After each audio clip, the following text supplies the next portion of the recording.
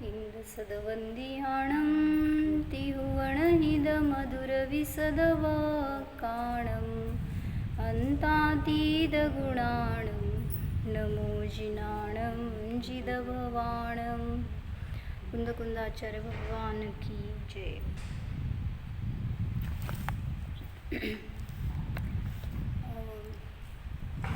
हे घ्यायचं असतं तर घ्या काका.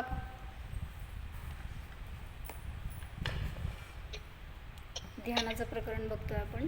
त्याच्यामध्ये द्रव्यसंग्रहमधली 48 नंबरची गाथा आहे.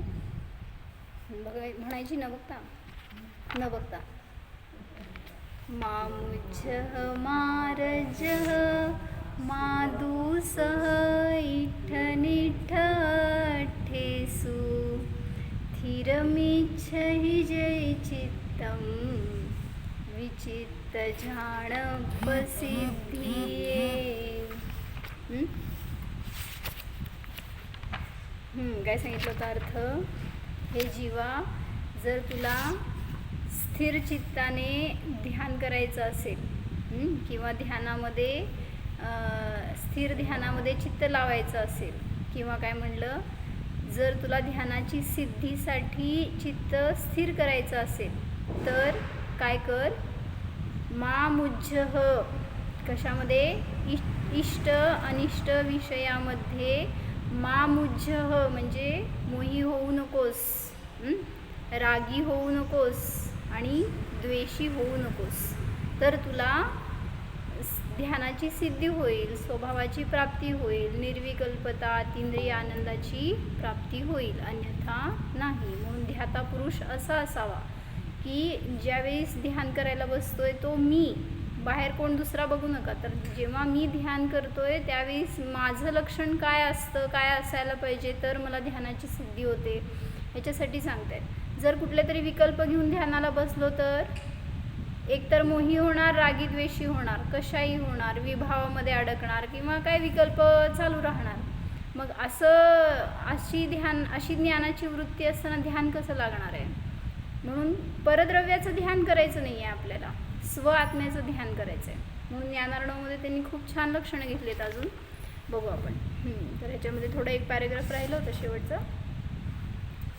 द्रव्यसंग्रहाची 48 नंबरची गाथा आहे. त्याच्यामध्ये टीका बघत होतो आपण.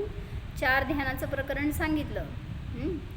आर्तध्यान, रौद्रध्यान, धर्मध्यान आणि शुक्ल ध्यानापर्यंत. त्याच्या पुढं अध्यात्म सांगतायत. अध्यात्म भाषा से सहज शुद्ध परम चैतन्यशाली परिपूर्ण आनंद के धारक भगवान निजात्मा में उपादेय बुद्धि करने के पश्चात मैं अनंत ज्ञानमय हूँ, मैं अनंत सुखम रूप हूँ इत्यादि भावना रूप अंतरंग धर्म ध्यान कहलाता है. काय सांगितलं होतं मी? ह्याचं 12 साणुपेखाची गाथा. धर्मध्यानाची सुरुवात कुठं आहे म्हणलं होतं? धर्मध्यानाची सुरुवात कधी होते? हे भगवान तुमच्यासारखा मी, किंवा तुम्ही महान, तुम्ही वितरागी सर्वज्ञ, याच्यापासून नाही. सुरुवात कुठं आहे सांगितलं? शुद्धुव जोगेण पुणो धम्मम सुक्कम च होदी जीवस. धर्मध्यान आणि शुक्ल ध्यान हे नियमाने शुद्धोपयोगपूर्वकच होतात. जिथं शुद्धोपयोग झाला तिथं धर्मध्यान प्रगट झालं. आणि मग त्यापूर्वक विकल्पाच्या भूमिकेत कदाचित करेल ना, भगवंतांचं चिंतन करेल, अवलंबन घेईल. तर तेच सांगतं तिथं की जेव्हा निज आत्म्याला उपादेय बुद्धीने ग्रहण केलं त्यावेळेस हा मी चैतन्य स्वरूप, अनंत ज्ञान, अनंत सुखमय आहे, अशी भावना म्हणा, अनुभव म्हणा, ज्ञान म्हणा, स्वसंवेदन म्हणा, त्यालाच धर्मध्यान म्हटलेलं आहे. पुढं पंचपरमेष्ठियों की भक्ति आदि उसके अनुकूल अंतरंग धर्म ध्यान को व्यवहार से अनुकूल शुभ अनुष्ठान वह बहिरंग धर्म ध्यान है. म्हणजे अंतरंग धर्म ध्यान कशाला म्हणलंय? शुद्ध उपयोगाला. आणि बहिरंग धर्म ध्यान म्हणजे विकल्पदशेमध्ये जे काय पंचपरमेष्ठींचं अवलंबन घेऊन करतो, तर ते बहिरंग धर्म ध्यान झालं, ते शुभ भाव झाले. उसी प्रकार निज शुद्धात्मा में विकल्प रहित समाधि रूप शुक्ल ध्यान है, अथवा पदस्थं मंत्रवाक्यस्थं पिंडस्थं स्वात्मचिंतनं रूपस्थं सर्वचिद्रूपं रूपातीतं निरंजनम। मंत्रवाक्यों में स्थित पदस्थ ध्यान है, निज आत्मा का चिंतन वह पिंडस्थ ध्यान है, सर्वचिद रूप का चिंतन वह रूपस्थ ध्यान है, और निरंजन का ध्यान रूपातीत ध्यान है। इस श्लोक में कहे अनुसार भिन्न भिन्न प्रकार का ध्यान जानना। मग आपण ते केले होते। हे सगळे कशाचे भेद आहेत? पदस्थ, पिंडस्थ, रूपस्थ, रूपातीत। कुठल्या ध्यानाचे भेद आहेत? धर्मध्यानाचे भेद आहेत। म्हणजे जसं ते आज्ञा, अपाय, विपाक आणि संस्थान विषय घेतलं, तर संस्थान विषयमध्ये घेतले ना हे 4 भेद। कशामध्ये घेतले होते? संस्थान विषय धर्मध्यानामध्ये हे 4 भेद घेतलेत, पदस्थ, रूपस्थ, पिंडस्थ आणि रूपातीत। अब ध्यान के प्रतिबंधक मोह, राग और द्वेष का स्वरूप कहते हैं। गाथेमध्ये सांगितलं ना, जर तुम्ही मोही, रागी, द्वेषी असाल त्या क्षणात बरं का असं सांगालेत। म्हणून तर मग आपण हेच सांगतो ना, प्रवचनसारची 80 गाथा काय सांगितली? स्वस्वरूपे काय ते जो स्वरूपामध्ये लीन होतो तर त्याचा दर्शन मोहांधकार प्रलीयते असं सांगितलं तिथं। काय म्हणलं म्हणजे ज्या समयाला मी स्वतःचा अनुभव करतो त्या समयाला दर्शन मोहांधकार नष्ट होतो असं तिथं प्रलीयते म्हणजे नष्ट होतो असं शब्द सांगितलाय, किंवा लयाला जातो, क्षीण होतो, नष्ट होतो असं सांगितलंय। मग त्याचा अर्थ कसं लावतात लोक लावताना की जिथं क्षयिक सम्यक दर्शन झालं, दर्शन मोह म्हणजे मिथ्यात्व, मग जिथं दर्शन मोह नष्ट झाला तिथंच तो स्वरूपाला प्राप्त होतो। मला जरा त्या प्रवचनसारची 80 नंबरची गाथा आहे ना। जो जाणदी अरहंतम दव्वत्त गुणत्त पज्जयतेहिम सो जाणदी अप्पाणम मोहो खलु जादी तस्सलयम। मग त्या गाथेत काय सांगितलं होतं? जो अरिहंतांना त्यांच्या द्रव्य गुण पर्यायत्वाने जाणतो तो सो जाणदी अप्पाणम, तो आत्म्याला जाणतो। कसं? सो जाणदी अप्पाणम मोहो खलु जादी तस्सलयम, त्यावेळेस त्याचा मोह लयाला प्राप्त होतो। आहे का? आहेत की आहेत? भरपूर आहे तिथं आहे।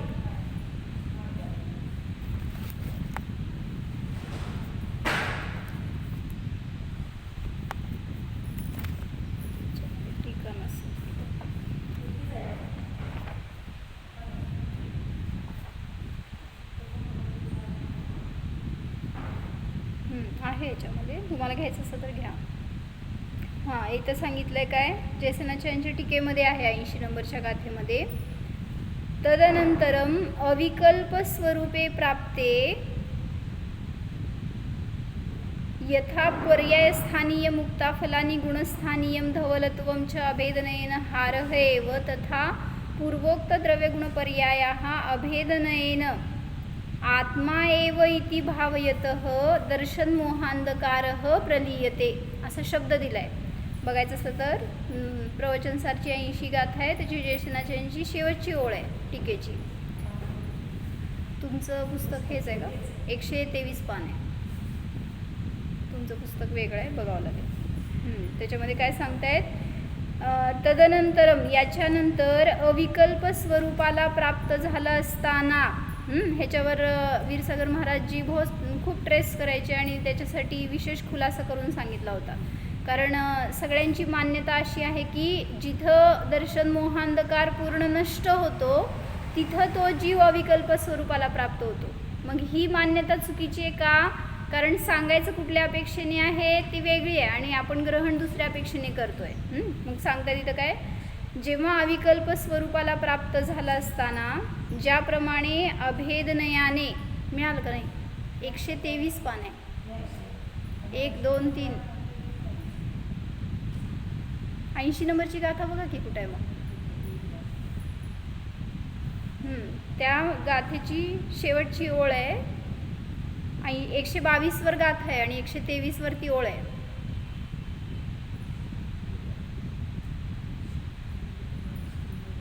गाथा बघा की कुठे आहे, जो जानदी अर्हंतम 76 आहे ना, पुढं जावा की अजून. मग 80 नंबर पाहिजे ना आपल्याला.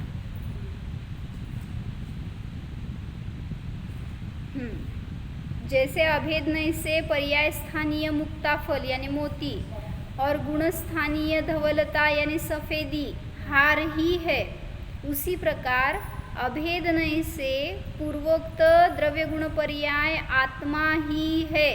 इस प्रकार परिणमित होता हुआ दर्शन मोह रूप अंधकार विनाश को प्राप्त होता है. यह गाथा का भाव है. म्हणजे समजायचं त्यातनं काय एवढंच आहे की निर्विकल्प स्वरूपाला प्राप्त झाला असताना एवंभूत नयाने त्या समयामध्ये दर्शन मोह नष्ट झालेला आहे. असा अर्थ नाही की सर्वथा तो सत्तेतून नष्ट झाल्यावरच स्वरूपाची अनुभूती होते, असं नाही. म्हणून म्हणतात की जेव्हा स्वरूपाला प्राप्त होतो त्या क्षणामध्ये दर्शन मोह म्हणजे मिथ्यात्व आहे का. म्हणून सांगितलं की तिथं मिथ्यात्वाचा त्या समयात तर नाश झालाय, नाही आहे तो, उदयात नाही आहे, त्यापेक्षाने सुद्धा तो प्रलियते असा शब्द वापरला त्याला. म्हणून दर्शन मोहारूपी अंधकार नष्ट होतो जेव्हा मी स्वतःला आत्मा म्हणून जाणतो, अविकल्प स्वरूपाला प्राप्त होतो त्या समयामध्ये. म्हणून तिथं द्रव्यगुण पर्याय हे अभेद रूपाने आत्माच आहे असं ग्रहण केलं गेलं. ती टीका पण चांगली घेतली आहे, तर ती तुम्ही वाचून काढा. तर कशासाठी गेलो आपण तिथं की जेव्हा आपण ध्यान करतोय त्या समयाला मोह मामुज्जह म्हणलं ना, मोही होऊ नकोस. मग तिथं दोन्ही मोह घ्यायचे, दर्शन मोह पण आणि चारित्र मोह पण. वास्तविक चारित्र मोह आपल्याला अनुभूतीमध्ये बाधक नाही आहे का, कारण त्याचा उदय असला तरी सुद्धा फक्त अनंतानुबंधी नाही आहे. बाकीच्या इतर कषायांचा उदय असला तरी सुद्धा ते काय तुम्हाला स्वरूपापासून च्युत करायची शक्ती त्यात नाही आहे. अप्रत्याख्यानावरण, प्रत्याख्यानावरण, संज्वलन या कषायांमध्ये तुम्हाला सम्यक दर्शनापासून च्युत करण्याची शक्ती नसते. फक्त मिथ्यात्व आहे किंवा अनंतानुबंधी आहे तर धोका आहे. मग ज्या समयाला तुम्ही ध्यान करणार आहे, स्वतःचा निर्णय करणार आहे, त्या समयाला हे मोह नष्ट झालेत. कुठले? मिथ्यात्व आणि अनंतानुबंधीजनित क्रोधमान मायालोभ यांचा अभाव झालेला असतो. म्हणून ध्यानाचे प्रतिबंधक जे आहेत ते मोह, राग आणि द्वेष, त्यांचं स्वरूप काय आहे हे सांगतात. आता तुम्हाला मोह म्हणजे काय पण माहीत नाही, राग म्हणजे माहीत नाही, द्वेष म्हणजे माहीत नाही असं वाटतं आचार्यांना. म्हणून ते तुम्हाला सांगतायत पहिल्यांदा रागद्वेष कशाला म्हणायचं, आणि मग ते तुम्ही करू नका बाबांनो. शुद्धात्मा आदि तत्वों में विपरीत अभिप्राय उत्पन्न करने वाला वह मोह दर्शन मोह अथवा मिथ्यात्व है, जे की तुम्हाला विपरीत मान्यतेमध्ये कारण आहे, जे दुःखाचं कारण आहे, जे तुम्हाला स्वरूपापासून च्युत होण्याचं कारण आहे. म्हणून म्हणतायत शुद्धात्मा आदी तत्वामध्ये विपरीत अभिप्राय उत्पन्न करण्यामध्ये कारण असणारा तो मोह म्हणजे दर्शन मोह किंवा मिथ्यात्व. निर्विकार स्वसंवेदन जिसका लक्षण है, ऐसे वीतराग चारित्र को आवरण करने वाला चारित्र मोह वह राग द्वेष कहलाता है. काय सांगितलं? निर्विकार स्वसंवेदन ज्याचं लक्षण आहे असं ते वीतराग चारित्र, त्याच्यावर आवरण घालणारं कोण आहे तर चारित्र मोह. म्हणजेच मग आता चतुर्थ गुणस्थानात असेल तर अप्रत्याख्यानावरण, पंचगुणस्थानात असेल तर प्रत्याख्यानावरण, 6व्या 7व्या गुणस्थानात असेल तर संज्वलन, आणि 8व्या गुणस्थानात असेल तर संपले की संज्वलनच. वर संज्वलनच आहे ना 8 ते 10 गुणस्थानामध्ये. तर वीतराग चारित्र्याची उत्पत्ती कुठं झाली? वीतराग चारित्र कुठं प्रगट होतं दीपाली भाभी? घरात. पूर्ण वितराग. आम्ही फक्त वीतराग चारित्र विचारलंय, तुम्ही आम्हाला पकडू नका. स्वमध्ये म्हणजे कुठं, म्हणजे चतुर्थ गुणस्थानात. हा, हे सांगायचं की चतुर्थ गुणस्थान जिथं शुद्ध आत्मानुभव पण असेल, चतुर्थ पासून सुरू झालं, बरोबर. म्हणजे असं नकोय की वीतराग चारित्र म्हणजे यथाख्यात चारित्र जे तुम्ही 11व्या गुणस्थानात म्हणताय त्याची इथं विवक्षा नाही. ज्या समयाला सम्यक दर्शन प्रगट झालं त्याच समयाला सम्यक ज्ञान आणि सम्यक चारित्राची उत्पत्ती झाली. मग ते सम्यक चारित्र म्हणजेच वीतराग चारित्र आहे. असं नाही आंशिक रूपाने सगळ्या गुणांची शुद्धी झाली म्हणून सांगितलं ना, त्यामुळं ते चारित्र्य वितराग चारित्रच आहे. संपूर्ण वगैरे आम्ही त्याची विवक्षा म्हणतच नाही आहे, पण जिथं अनुभव झाला तिथं वितराग चारित्र्याची प्राप्ती झाली म्हणून सांगतायत. निर्विकार स्वसंवेदनच ज्याचं लक्षण आहे ह्याला म्हणलं वितराग चारित्र. मग परवा आपण चारित्र्याची व्याख्या केली होती ना, ह्याच्याचमध्ये द्रव्यसंग्रहमध्ये त्यांनी 35 गाथेमध्ये केली आहे चारित्र्याची व्याख्या. कशाला म्हणलं? चर म्हणजे फिरणं, मग ज्ञानामध्ये फिरणं याला म्हणलं चारित्र. मग ज्यावेळेस मी अनुभव करतोय, स्वतःला जाणतोय, स्वतःचा निर्णय करतोय, त्यावेळेस माझं ज्ञान माझ्याशी अटॅच्ड आहे. त्यामुळं त्या ज्ञानाचं स्वतःमध्ये राहणं हे सुद्धा एक चारित्र्य आहे आणि तेच खरं वितराग चारित्र्य आहे. म्हणून तिथं सांगतायत की जेव्हा स्वसंवेदन प्रगट झाला त्या समयाला वितराग चारित्र्याची उत्पत्ती झाली. त्या वितराग चारित्राला आवरण करणारं जे आहे ते, म्हणून म्हणलं ना, जोपर्यंत चारित्र मोहनीयाचा उदय आहे किंवा त्याचं सत्व आहे तोपर्यंत ठीक आहे, संपूर्णता नाही प्रगट झाली, पण जेवढ्या अंशाने अभाव झाला आहे तेवढ्या अंशाने चारित्र प्रगट झालेलंच आहे. मग चतुर्थ गुणस्थानामध्ये कसलं चारित्र आहे? अनंतानुबंधीच्या अभावात, अनंतानुबंधी चतुष्कचा अभाव झाला तेवढ्या निमित्तात जी काही विशुद्धी प्रगट झाली आहे तेवढी ते वितराग चारित्रच आहे. हो म्हणा. स्वरूपाचरण चारित्र एक अपेक्षेने स्वरूपाचरण म्हणा. तर त्या वितराग चारित्राला आवरण करणारे जे चारित्र मोह आहे त्याला राग आणि द्वेष म्हणलं गेलं. पुढं विचारतायत, चारित्रमोह शब्देन रागद्वेषौ कथम म्हणणे ते? चारित्र शब्दाने राग आणि द्वेष असं कसं म्हणलं गेलंय? म्हणजे चारित्रमोहाला का रागद्वेष म्हणता? इति चेत अशी शंका असताना सांगतायत, कषायमध्ये क्रोधमानद्वयम द्वेषांगम मायालोभद्वयम च रागांगम. नो कषायमध्ये तू स्त्री पुन नपुंसक वेदत्रयम हास्यरतिद्वयम च रागांगम अरति शोकद्वयम भयजुगुप्साद्वयम च द्वेषांगम इति ज्ञातव्यम. तुम्हाला माहित नाही म्हणून सांगायला लागलं की राग आणि द्वेष म्हणजे काय काय म्हणायचं, कशाला म्हणायचं. राग आणि द्वेष आहेत ना,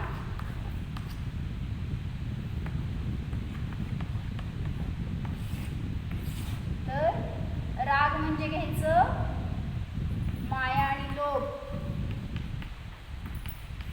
आणि द्वेष म्हणजे घ्यायचं क्रोध आणि मान. हे झाले कषाय. आणि नो कषायामध्ये काय वेगळं केलं? नो कषायामध्ये स्त्री पुरुष नपुंसक वेद आणि हास्यरती हे सगळे घेतले राग. 3 वेद आणि हास्यरती ह्याला म्हणलं राग अंश. काय म्हणायचं? रागाचा अंश. आणि इकडं काय घेतलं? अरती शोक. अरती शोक भय आणि जुगुप्सा ह्याला म्हणलं द्वेषांग. असं आपण मागं पण एका कशात तरी आला होता उल्लेख, राग आणि द्वेष कशाला म्हणायचं याच्यासाठी. तर कषायामध्ये क्रोध मान हे 2 द्वेषरूप अंग आहेत आणि माया लोभ हे 2 रागांग रूप आहेत, रागाचे अंग आहेत. नो कषायामध्ये स्त्री पुरुष नपुंसक हे 3 वेद आणि हास्यरती हे 2 काय आहेत? रागाचे अंग आहेत. आणि अरती शोक हे 2 आणि भय जुगुप्सा हे 2 द्वेषाचे अंग आहेत. अशा रीतीने जाणण्यायोग्य. कशासाठी सांगायला लागलेत हे सगळं? म्हणजे तुम्ही टॅली करा, ज्यावेळेस ध्यान करतोय त्यावेळेस तुम्हाला राग आहे का द्वेष आहे, मग त्यामध्ये काय काय गर्भित होणार आहे ह्याच्यासाठी खुलासा करून सांगतायत. जर तुम्ही ध्यानाला बसले आणि हास्य रती ह्याच्याविषयी काहीतरी विचाराला अरती झाली कुठल्या गोष्टीबद्दल, भय वाटू लागलं ध्यान करताना, तर तुम्ही काय करताय? भय म्हणजे तर द्वेष करताय आणि तुम्हाला वाटतंय ध्यान करताय.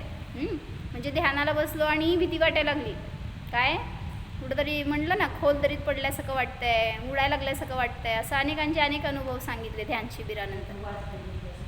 आवाज आला एकदम भयंकर, काय तर चमकलं, लय भयंकर अनुभव असतात एकेकांचे. म्हणजे आत्मा कसल्या कसल्या प्रकारचा असतो हे पण दिसलं आम्हाला. म्हणजे मान्यतेत बरं का.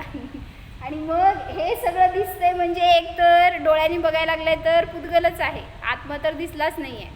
पण त्यावेळेसचे परिणाम आपले काय आहेत, असे काहीतरी परिणाम असतील तर नियमाने तुम्ही मोहात आहात, अजून निर्मोह झाला नाही.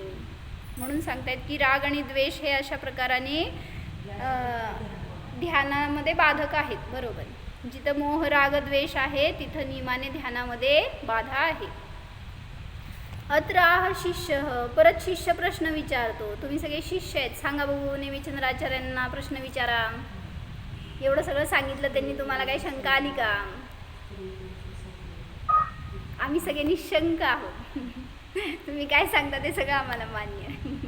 तुम्ही सांगत राहा, आम्ही ऐकत राहतो फक्त असं. तेवढी बुद्धी आपण लावत नाही म्हणून देत नाहीत प्रश्न. लावायला पाहिजे का नको? अत्र आह शिष्य, शिष्य प्रश्न विचारतो. रागद्वेष आदयः किं कर्मजनिताः किं जीवजनिताः इति. रागद्वेष हे कर्मजनित आहेत का जीवजनित आहेत? सांगा बघू. उत्तर तर सांगा, जाऊ देत. प्रश्न पण आचार्यांनीच विचारायचं आणि त्यांनीच उत्तर द्यायचं. आपण काय करायचं? जे काय हे रागद्वेष मोह उत्पन्न झाले तर ते कर्मजनित आहेत का जीवजनित आहेत? म्हणजे अजीव आहेत का जीव आहेत असं विचारायचा प्रश्न.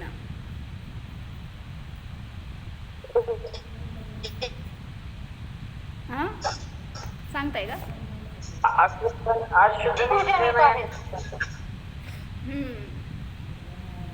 कुठल्या नाही म्हणजे जीव त्याला नष्ट करू शकतो ना. मग नष्ट करायचं नाही, उत्पन्न झाले ते कोण म्हणजे आहेत हे विचार. जीव त्याला नष्ट करू शकतो. हा, जीवा काय उत्पन्न म्हणून अशुद्ध निष्ठा नाही आणि जीवाचे मत गेले. मग कसं म्हणायचं? कथनचित जीवाचे आहेत, कथनचित पुद्गलाचे आहेत. म्हणजे मी तुम्हाला पकडणार पण नाही. तुम्ही एक सांगितलं तर मी दुसरं सांगणार मग. त्यामुळं काय सांगायला तिथं, रागद्वेष आदयः किं कर्मजनिताः किं जीवजनिताः इति असा प्रश्न विचारलाय. तत्र उत्तरम स्त्री पुरुष संयोग उत्पन्न पुत्र इव सुधा हरिद्र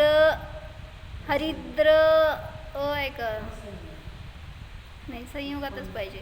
हरिद्रा, सुधा हरिद्रा संयोगात संयोग उत्पन्न वर्णविशेष इव उभय संयोगजनिताः इति. आचार्यांचं उत्तर वेगळंच असतंय. सांगितलं काय, जसं स्त्री पुरुषाच्या संयोगाचं निमित्त असताना पुत्र उत्पन्न होतो, किंवा सुधा आणि हरिद्र म्हणजे काय म्हणायचं, ते हळद आणि चुना ह्यांचं मिश्रण केलं असताना काय उत्पन्न होतं सांगा? हिरवा रंग. हा, नाही हिरवा नाही होत. नवीन तयार करू नका. अहो, चुना असतो पांढरा, हा, आणि हळद असती पिवळी, पण ते दोन्ही मिसळले की लाल रंग होतो. हा, तर मिसळून बघा आता.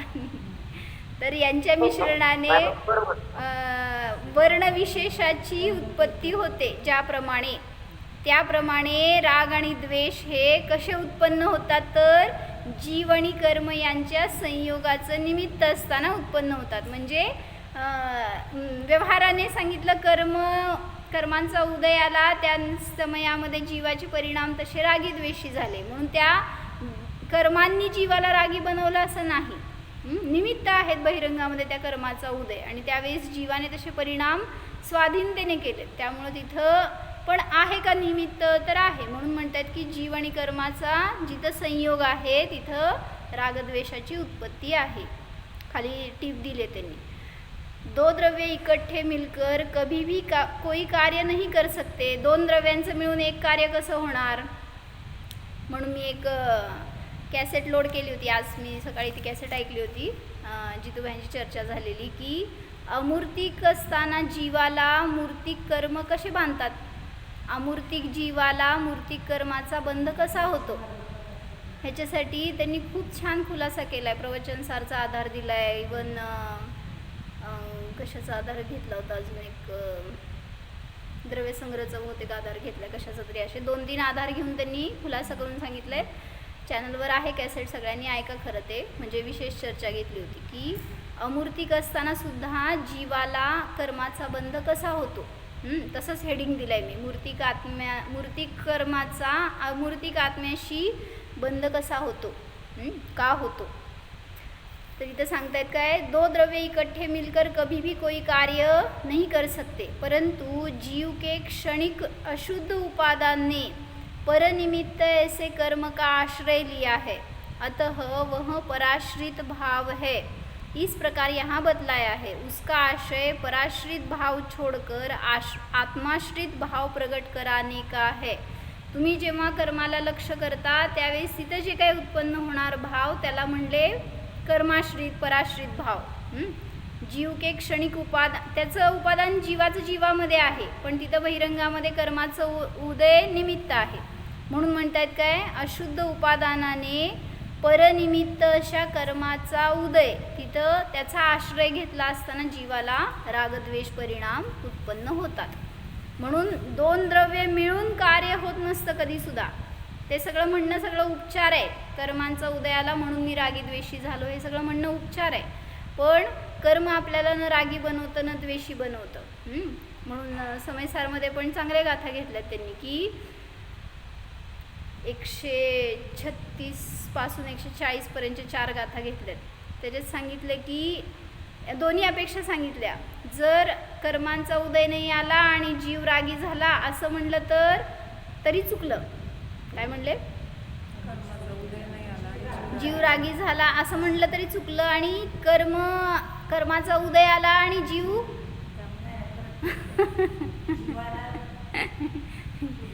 म्हणजे जीवानी त्याच्यामध्ये इन्व्हॉल्व होऊन रागी नाही झाला असं म्हणलं तरी चुकलं. म्हणजे जो कर्माच्या उदयाच्या अधीन होतो तो रागीद्वेषी होतो. न कर्म स्वतः रागी द्वेषी होतं, न जीव स्वतः रागीद्वेषी होतो. असं त्यांनी 4 गाथा चांगल्या घेतलं. बघून घ्या त्यामध्ये. नाही की विवक्ष कॅसेट कोणाशी आहे? जितूभाईंची आहे. हा, नाही की विवक्षा के अशुद्ध उपादान पण असतं. उपादान घेतो ना युजली, शुद्ध उपादान आणि अशुद्ध उपादान ध्यानाच्या मग काळात जेव्हा शुद्ध आपण उपादान असतं. कर्माच्या सापेक्ष म्हणणार त्यावेळेस शुद्ध उपादान. मग तेच सांगतायत तुम्ही शुद्ध उपादानाला ग्रहण करा तर शुद्ध ध्यान होणार आहे. पण आपण ग्रहण करतोय त्या पर्यायाच्याकडून पर्याया दृष्टीने बघतोय त्यावेळेस तिथं कर्माच्या सापेक्ष आपली परिणती सुरू झाली आणि त्यामुळं अशुद्ध उपादान म्हणलं गेलं. ते जसं 7 नंबर चार्ट घ्यायला सांगितलं बरं का, मी तुमची रिक्वेस्ट आम्हाला सांगितली आहे 7 नंबर चार्ट घ्या म्हणून, त्यांना शिकायचं आहे असं. तर त्याच्यामध्ये घेतलं आहे अशुद्ध उपादान म्हणजे काय. तर अशुद्ध निश्चयाचा जो विषय असतो तो पर्यायाकडून द्रव्य दाखवतो. मग जिथं पर्यायाचा आश्रय आला तिथं अशुद्ध म्हणलं गेलं. जेव्हा आपण अनुभव करतो त्यावेळेस तिथं पर्यायाला धरत नाही आहे आपण. त्यामुळं तिथं अनंत गुणातून आत्म्याकडं जाणं हे शुद्ध उपादान म्हणलं. तो निश्चयाचा विषय झाला. तर आम्हा घेतो म्हणून सांगितलेत. आता तुमचं उपादान पक्का करा म्हणजे लवकर हृदय येईल. नय की विवक्षा के अनुसार विवक्षित एक देश शुद्ध निश्चय नय से राग द्वेष कर्मजनित कहलाते हैं और अशुद्ध निश्चय नय से जीव जनित कहलाते हैं. काय सांगायले, नयाच्या विवक्षेने जेव्हा आपण कथन करणार त्यावेळेस राग द्वेष कर्मजनित आहेत असं म्हटलं तर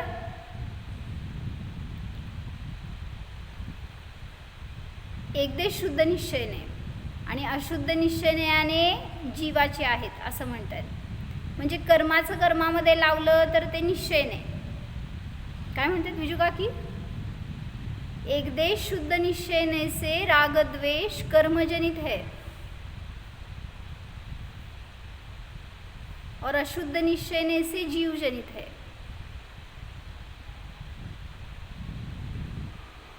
जीवाचा स्वभाव नाही म्हणून अशुद्ध म्हटलं, पण जीवामध्ये उत्पन्न झालेत ना. या अपेक्षेने अशुद्ध निश्चय नाही म्हटलं. जीवाच्या अपेक्षेने काय आहे तर अशुद्ध निश्चय नाही. अशुद्ध निश्चयने समजलं. जीवामध्ये एक देश शुद्ध निश्चयने कसं म्हणतात रागद्वेषाला, हा. तिथं का अशुद्ध तर निश्चयने म्हणतात. कर्मजनित सांगितलं, अपेक्षा लावल्या ना त्यांनी. कर्मजनित म्हटल्यामुळे कर्म आणि ते रागद्वेष भाव या अपेक्षेने म्हटलं गेलं ना एक देश शुद्ध. तिथं अशुद्ध का नाही म्हणलं असं विचारते मी. एक देश शुद्ध निश्चयाने रागद्वेष कर्मजनित आहेत. आणि अशुद्ध निश्चयने याने हा. जीवजनित आहे.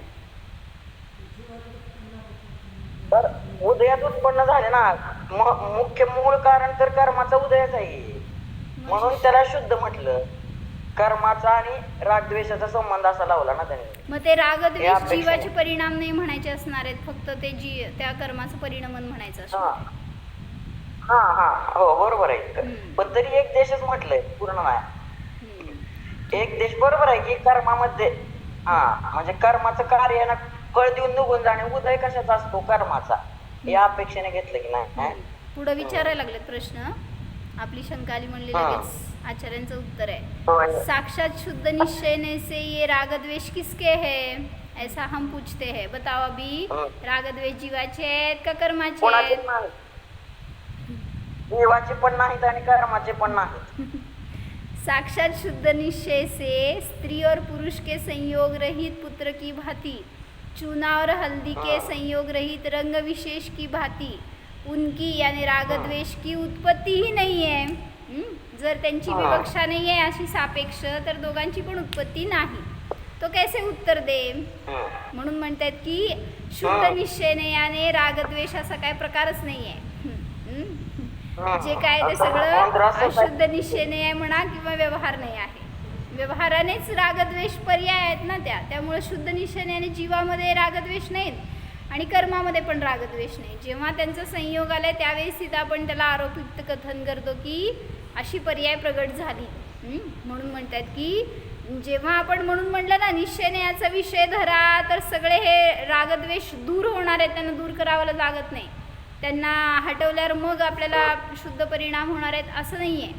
ज्या समयाला मी शुद्ध आहे ह्याचा अनुभव घेतला त्या समयाला हे सगळे विकारी भाव दूर झाले. म्हणून कालामांनी 4 ह्याच्यामध्ये 4 संज्ञांमध्ये अध्यात्म घटवलं होतं. आहार, भय, मैथुन आणि परिग्रह. सांगा बघू. छान सांगितलं होतं काल, ते मला काल घ्यायचं होतं, राहिलं माझा विषय. आहार, वास्तविक आहार काय हे सांगितलं ना. मग आहार म्हणजे तुम्ही एकतर कर्माहार नो कर्माहार म्हणताय, त्याच्यापेक्षा संज्ञा म्हणताय, ती गोष्ट वेगळी. पण आहार कुठला आहे वास्तविक? ज्ञानाला ज्ञानाचा आहार किंवा चैतन्य अमृत आहार ही खरी आहार संज्ञा आहे तुमची. जीवाची आहार संज्ञा म्हणता ना, किंवा आहारावर जगतो जीव, तर कुठल्या आहारावर? हाच एक आहार आहे, दुसरा कुठला जीवाचा आहार नाही. चैतन्य अमृत आहार किंवा ज्ञान रसायन रूप आहार. लिहिताय बही दीदी ज्ञान शरीरी पण म्हणतात ना, ज्ञान शरीरी म्हणा. म्हणूनच की त्याचं शुद्ध. मग त्याचा आहार ग्रहण करणं हे खरी आहार संज्ञा घेतली. भय म्हणजे काय सांगा? भय संज्ञामध्ये काय घटवणार? चांगलं सांगितलं आम्हाला. तुम्ही वही पेन घेऊन येत नाही, लिहून घेत जावा आम्हा सांगत असताना. उलट ह्या असल्या गोष्टी आपण नाही घटवू शकत, तर त्यांचं ऐकलेलं तरी काय दीपाली भाभी लिहिताय ना. निर्भय स्वरूपी आत्मा. हा ते ठीक आहे की, पण भय संज्ञा काय कार्य करते, कधी कार्य करते? मग भय संज्ञा म्हणजे काय? भय कशाय, भय नव कशायचा उदय असताना. मग तिथं सांगितलं ज्ञानीला स्वभावातून बाहेर येण्याचं भय वाटतं, स्वभावातून च्युत होण्याचं भय वाटतं. म्हणून तो निरंतर भयभीत असतो की माझा उपयोग बाहेर जाऊ नये, परद्रव्यामध्ये अडकू नये. ही खरी भय संज्ञा. तुम्हाला बाहेरचं सगळ्या गोष्टीचं भय वाटतं का? कारण ते या शरीराला बाधक असतं आणि त्या शरीराच्या रक्षेचा विचार म्हणून ती भय संज्ञा संसाराला कारण आहे. पण ही भय संज्ञा, माझा उपयोग बाहेर न जाओ, ही संज्ञा तुम्हाला मोक्षाला कारण आहे आणि तो जीव त्यामुळं स्वभावामध्ये सुरक्षित राहणार. मैथुन संज्ञा म्हणजे पणाचा भाव, कशात मध्ये अडकलेला भाव. कशात घटवा? अध्यात्म.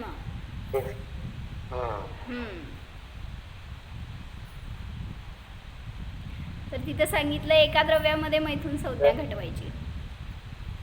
ओके, पर्याय आणि मी. द्रव्य ऍक्च्युली आम्हांनी असं घटवलं की अनंत गुण एकमेकामध्ये मिसळत नाहीत किंवा अनंत गुण एकमेकांचं कार्य करत नाहीत किंवा अनंत गुण किंवा 2 गुण परस्परावर अवलंबून नाही आहेत. त्यांचं सगळं परिणमन स्वतंत्र आहे, त्यामुळं त्या मैथुन संज्ञेने रहित आहे. म्हणजे मिथ्या भाव अशा प्रकारचा जीवामध्ये एका द्रव्यामध्ये नाही. आणि मग दुसरी विवक्षा सांगितली की पर्यायाच्या गुरु लघु हां असं म्हणा, गुरु लघु आता एकमेकात मिसळत नाहीत किंवा एकत्र असून सुद्धा. मग तिथं हे पण सांगितलं की द्रव्य पर्यायाच्या आश्रित नाही आहे किंवा द्रव्य पर्यायामध्ये जर रमेल तर तो मिथा भाव झाला. म्हणून दोन द्रव्यात तर घटवतं हे स्थूल झालं, पण सूक्ष्म रीतीने सांगितलं की पर्यायामध्ये जो रमला तो मैथून संज्ञेला प्राप्त झाला. म्हणून पर्यायात सुद्धा रमायचं नाही. मला खूप छान ध्यान झालं, ही सुद्धा पर्याय झाली. म्हणून तिथं ती पर्याय आनंद देणारी नाही आहे, त्या पर्यायात असणारा ध्रुव विषय आनंद देणारा आहे. म्हणून त्या विषयाला धरा, निरंतर तो आनंद मिळणार प्रत्येक पर्यायामध्ये. म्हणून पर्यायाकडे दृष्टी नको. आणि त्याच्यामध्ये हे पण सांगितलं की म्हणजे एकाने प्रश्न विचारला तिथं की एकमेकात व्यापत नाही असं म्हणता ना, मग विभुत्व शक्तीचं कार्य काय हो, असं डोक्याला चालना असते बरं का जेव्हा आम्हा असे पळत असते तेव्हा. मग विभुत्व शक्तीचं कार्य काय, सगळे गुण एकमेकात सगळे गुण व्यापक असतात. मग व्यापून म्हणजे क्षेत्राच्या अपेक्षेने सांगितली व्यापकता, क्षेत्राच्या अपेक्षेने कसलं व्यापकता क्षेत्र? सांगितली. परंतु ते क्षेत्र कशाला, काय क्षेत्राचा क्षेत्र म्हणजे संबंध नाही, क्षेत्राचा संबंध नाही. असंख्य पण व्यापून आहेत. अहो प्रदेशाकडनं बघायचंच नाहीये तर आपल्याला जसं सांगितलं अस्तित्व गुण हा सगळ्या द्रव्यामध्ये व्यापक, सगळ्या गुणामध्ये व्यापक आहे. म्हणजे द्रव्यत्व गुणाचं अस्तित्व आहे किंवा वस्तुत्व गुण आहे, म्हणजे हा अस्तित्व गुण सगळ्यात व्यापक आहे. म्हणून सगळ्यांचं अस्ति सांगितलं गेलं, हे एक विवक्षा सांगितली. म्हणजे म्हणून पण तिथं काय म्हणलं की स्वतंत्रतेने व्यापक आहेत, पराधीनतेने नाही आहेत. एक गुण दुसऱ्या गुणावर अवलंबून तो गुण आहे तरच माझं अस्तित्व आहे असं नाही आहे. त्याचं स्वतंत्र अस्तित्व आहे आणि त्यामध्ये हा गुण त्यामध्ये व्यापक आहे असं दाखवलं. पण तरीसुद्धा त्या प्रत्येक गुणाची स्वतंत्रता आहे. म्हणून परस्पर मिथाभाव तिथं नाही. आणि शेवटचं परिग्रह. परिग्रह संज्ञा म्हणजे काय हो, परी म्हणजे चो बाजूने ग्रहण करण्यायोग्य गुण, निज आत्मा किंवा आपल्यामध्ये असणारे जे अनंत गुण जे आहेत ते आपलं खरं परिग्रह आहे. आणि त्यामुळं ती परिग्रह संज्ञा आहे ती मोक्षाला नेणारी आहे. एका द्रव्यामध्ये असणारा परिग्रह ग्रहण करा, बाह्य परिग्रहाला ग्रहण करायला गेला तर नियमाने संसार वाढणार आहे. मग अशी दृष्टी असते ती. परिग्रह म्हणजे ज्ञेय. ज्ञेय तर बाहेरचं म्हणत असाल तर नाही, एका द्रव्यात आणि ते सांगायचंय सोडून ना. आपल्यामध्ये आपल्या आत्म्याला जाण्याचं तो बरोबर, आत्माच ज्ञेय आहे, अनंत गुण ज्ञेय आहे, त्याला ग्रहण करा तर तो खरा परिग्रह झाला. आणि बाह्य विषयाला ग्रहण करायला जातो म्हणून अटकतो बाहेर किंवा संसार वाढतो. म्हणून अशी दृष्टी ज्याची असती ना निरंतर स्वभावामध्ये, त्याला प्रत्येक शब्दामधून अध्यात्म मिळतं. अशी दृष्टी आपली असली तर आपल्याला सुद्धा आनंद आहे. म्हणून ध्यानाचं प्रॅक्टिकल करा तर आपल्याला सुद्धा तो ध्येय रूप आत्मा मिळणार. काय सांगितलं, 4 संज्ञा आहेत. कुठल्या कुठल्या, आहार, भय, मैथुन आणि परिग्रह. 4 संज्ञा आहेत. तर त्याच्यामध्ये अध्यात्म सांगितलं काल अम्मांनी, होता का सकाळी मोठ्या अम्मांचं प्रवचनमध्ये सांगितलं. आहार म्हणजे आपण बाहेरचा आहार ग्रहण करतो ती विवक्षा नाही आहे. आहार काय करायचं आहे, जेव्हा आपल्या आत्म्याला आपल्याला मुक्त करायचं आहे, सुखी करायचं आहे, तर काय आहार करणार, ज्ञानाचा आहार करा, चैतन्य अमृताचा आहार करा. म्हणजे जेव्हा हा आहार ग्रहण करणार त्यावेळेस तिथं ती नियमानेच ती संज्ञासुद्धा मोक्षाला नेणारी आहे. आहार संज्ञा. भय संज्ञा का, भई कुठे गेली तुमची, भय संज्ञा म्हणजे काय सांगितलं काका, अजित काका, भय संज्ञा म्हणजे काय सांगितलं, हां, जो ज्ञानी आहे तो घाबरतो कशाला, माझा उपयोग बाहेर न जाओ परद्रव्यामध्ये. हे भय असेल तर ते तुम्हाला सुरक्षित ठेवणार स्वतःमध्ये. आणि आपण घाबरतो कुठंतरी वाघ आला आणि साप आला आणि काय स्वप्नात येऊन साप काय नाचायला लागल्यावर भीती वाटते. साक्षात आल्यावर काय करणार आपण, मग तिथं उलटं जेव्हा जागृत आहे ना त्यावेळेस बळ आपला असं तयार करायचं की आला तरी सुद्धा. आम्हा म्हणतात घाबरायचं काय त्याच्यामध्ये. एकदा काय झालं, अक्कलकोटच्या विहारामध्ये होतो आम्ही, आम्हा आणि आम्ही सगळेजण, आणि तिथं काहीतरी राहायला जागा मिळाली नव्हती. एक छोटी खोली मिळाली होती काहीतरी शाळेची, एकच बालवाडीची काय म्हणायचं, बालवाडीची शाळा असते ना तसली, त्याची एकच खोली होती आणि ते पण त्याचं दार तुटकं होतं असलं काहीतरी जागा मिळाली होती. बाकी गावामध्ये कुठं असं चांगलं स्थान नव्हतं म्हटल्यावर तिथंच मग थांबायचं विचार केला. आणि भयंकर थंडी होती, डिसेंबरचा महिना असल्यामुळं. आणि मग आम्ही काय करणार, काय ते रोखणार कशी थंडी. ते दार पण असं होतं की स्पेशल होतं आणि आम्ही सगळेजण आतमध्ये असं चिलीपिली होतं तेव्हा, असं काय लय कळत होतं असं नाही. आणि त्या दिवशी आम्ही सगळे घाबरलो होतो, का बरं दार नीट नाही आहे, आता रात्रीतनं कसं काढायचं वगैरे. तरी पण पुरुष वगैरे मदत करायला बाहेर झोपली होती सगळी. आणि त्या दिवशी रात्री आम्हाला स्वप्न पडलं असं आम्हांनी सांगितलं होतं बरं का. आणि म्हणले स्वप्नात वाघ आला होता. म्हणजे आम्ही बाहेर खरं घाबरलो होतो. आम्हा घाबरल्याचं नाही, पण आम्हाने अनुभव सांगितला की असं आला सिंह स्वप्नामध्ये, तर त्याला संबोधन केलं आम्हाने. आपण काय केलं असतं, ते अजून दूरच आहे तर आपण धूम ठोकले असतो. म्हणजे अशी ज्ञानीची परिणती असते हो. मग म्हणजे भय संज्ञा कशी कार्य करते, झोपेसुद्धा कार्य करते. जागृत अवस्थेत तर सोडाच, पण झोपेमध्ये ते कोण हाक मारली ओरडलं तरी सुद्धा घाबरतो आपण. म्हणून आपलं असं ज्ञानाचं बळ तयार करायचं तर कसली भीती वाटत नाही. आणि घाबरून काय होणार आहे सांग ना. समोर आला जरी साप तरी बळ. म्हणले ना परवा इथं मागच्या वर्षी इथं साप होता, नाग होता, नाग.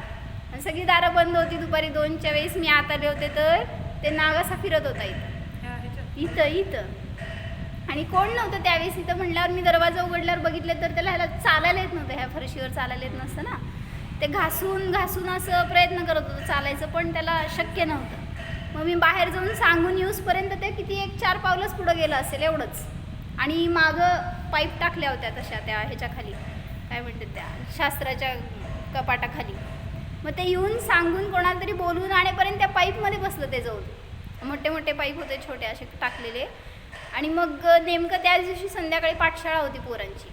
म्हणजे मला म्हणायचे जर ते दृष्टीला पडलं नसतं, तिथं बसलं असतं, पोरं सगळीकडे खेळतात, काय झालं असतं, काय व्हायचं ते चांगल्यासाठी होतं असं मला म्हणायचं होतं. आणि मग म्हणजे मला भय नाही वाटलं बरं का. एक कौतुक असं नाही सांगायचं, पण का बरं माहीत नाही, पण त्यावेळेस असं त्याला समोर बघितलं तरी सुद्धा एकतर त्याला चालायला येत नव्हतं. घाबरायचं काय ते. आणि ते दुसऱ्या दिशेने चाललं होतं तिकडं, त्यामुळं असं काय मला नाही भय वाटलं त्यावेळेस असं. मग मला म्हणायचं आहे की त्याचं भय कशामुळं वाटतं, या शरीराला नष्ट करणारं ते, म्हणून भय वाटतं. मग ज्ञानीला जेव्हा ध्यान करतोय ना त्यावेळेस शरीराचा विकल्पच नाही आहे, त्यामुळं त्याचं भय वाटायचं कारण नाही. मग ज्ञानीचं भय संज्ञा काय घटवली होती काल, 4 संज्ञा घटवल्या त्या अध्यात्म रूपाने. मग भय संज्ञा काय सांगितली,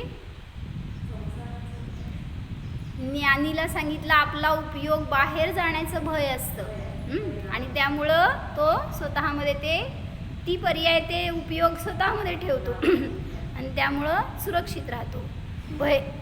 पुढं मग इथून संज्ञा काय सांगितली होती, मिथ्या भाव म्हणजे पर्यायात अडकण्याचा सुद्धा भाव ज्ञानीला नाही. आणि परिग्रह ती संज्ञा म्हणजे स्वभावालाच ग्रहण करणं चोहो बाजूने, हीच खरी परिग्रह संज्ञा. मग असं आपल्याला सुद्धा तो भाव ग्रहण करता आला तर 4ही संज्ञा आपल्याला सुद्धा मोक्षाला नेणाऱ्या आहेत. हो.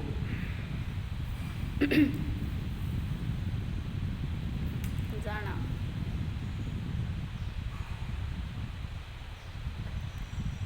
शुद्धात्मा 4ही संज्ञांच्या अतीत आहे.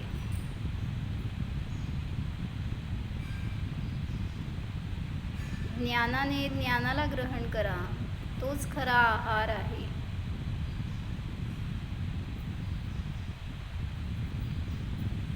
हा मी निस्संसार स्वरूप आहे. पहा आत्म्यामध्ये संसाराचे भय नाहीच, संसारातील परिग्रह नाहीच. निर्भय स्वरूपोहम निष्परिग्रह स्वरूपोहम निस्संसार स्वरूपोहम